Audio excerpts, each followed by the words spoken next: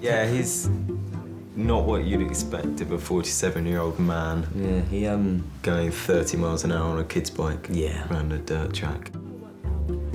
How does it feel to be like the oldest teenager in town? I love it.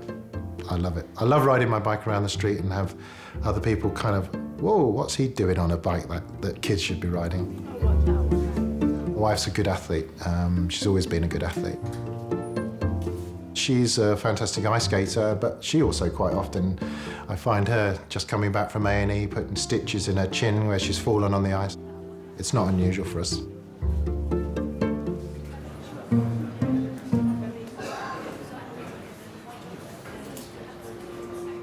"47-year-old father of three, Nick, has collapsed in reception.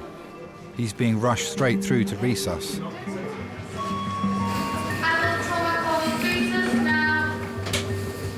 Nick is the National BMX Champion in the over 40s category. He's fallen 20 feet off his bike while performing a stunt during training.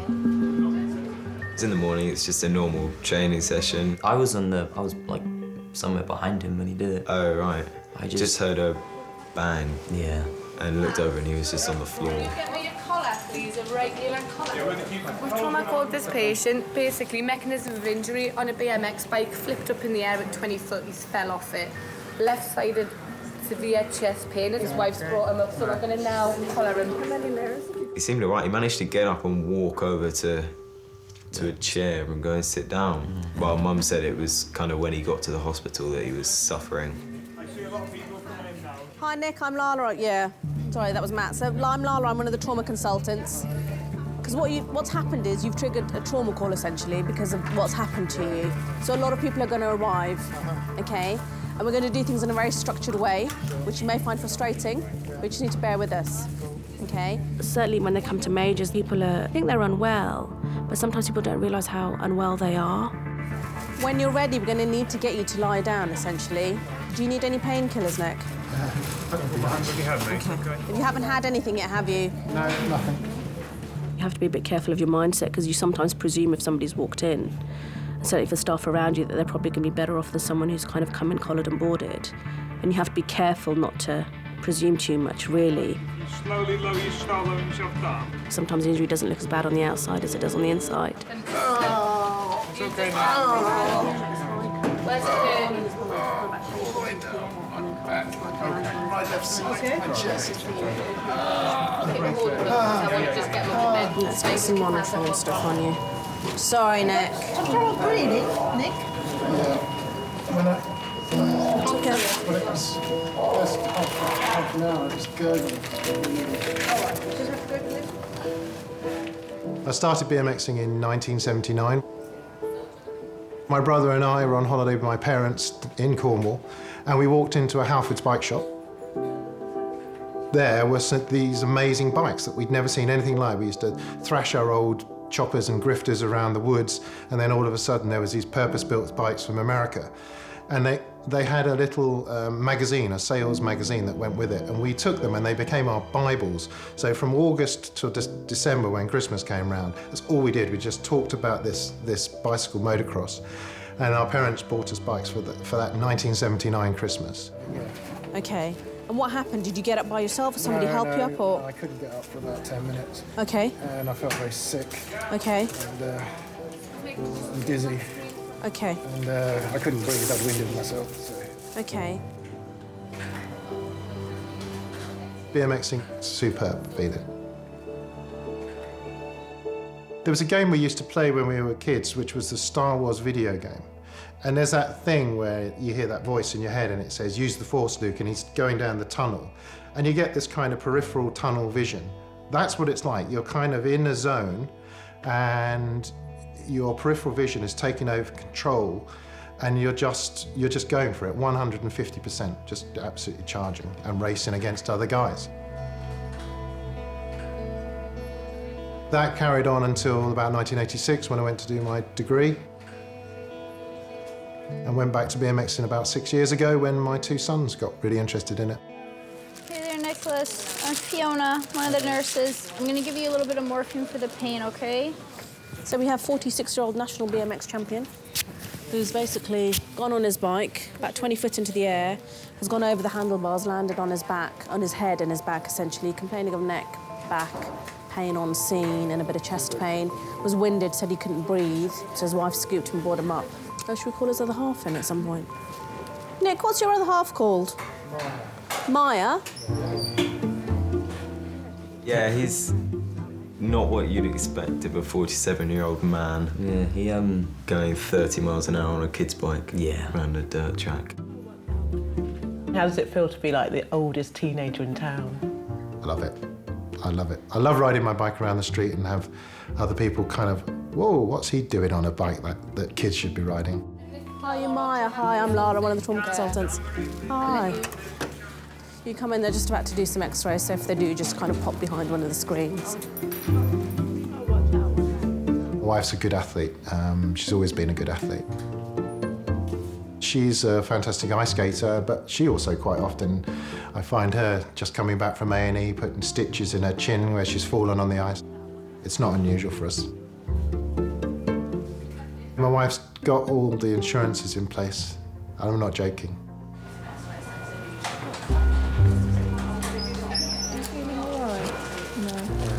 Hurting everywhere. She gave me some morphine, so it's a little bit better. Are you still hurting everywhere, or is it somewhere specific? It's really just ribs, chest. Quite dramatic, isn't it?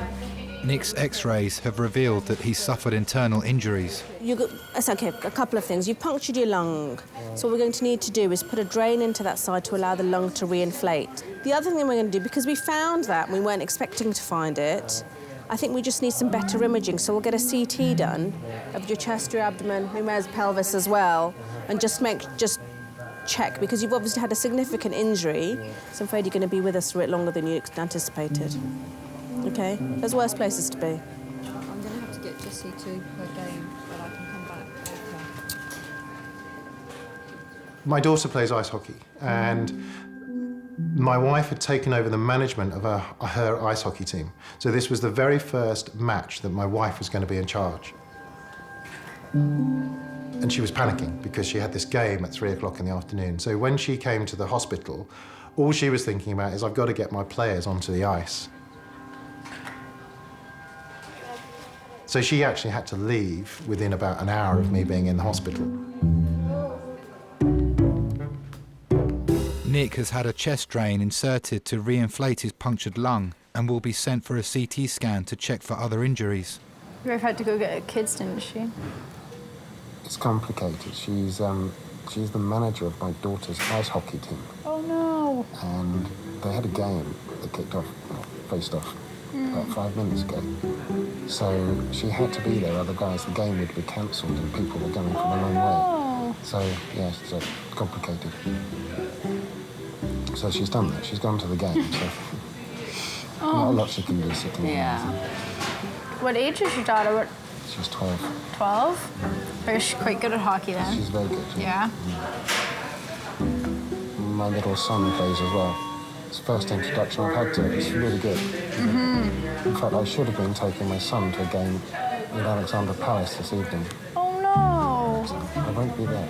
Aww. Can you tell me what it means to you to have a dad that's a BMX champion? It puts pressure on us.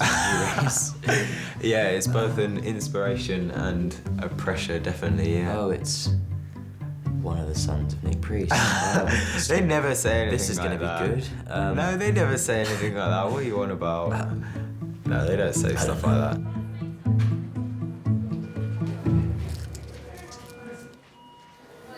We're going to get you around to CT. Right.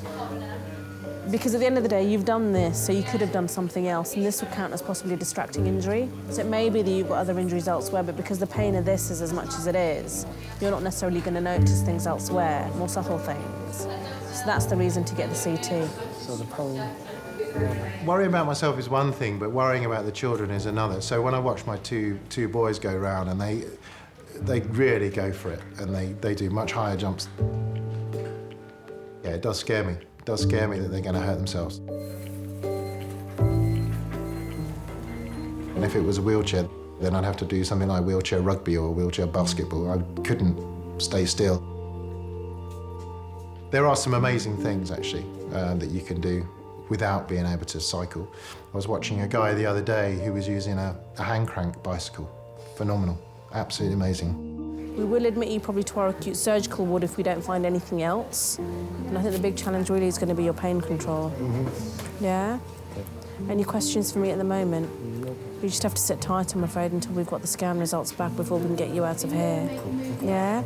Okay. I very much live for the day kind of person anyway, so I could get run over by a bus tomorrow. So go out there and have as much fun as you can have. All right, then, done. Better, worse? That's good.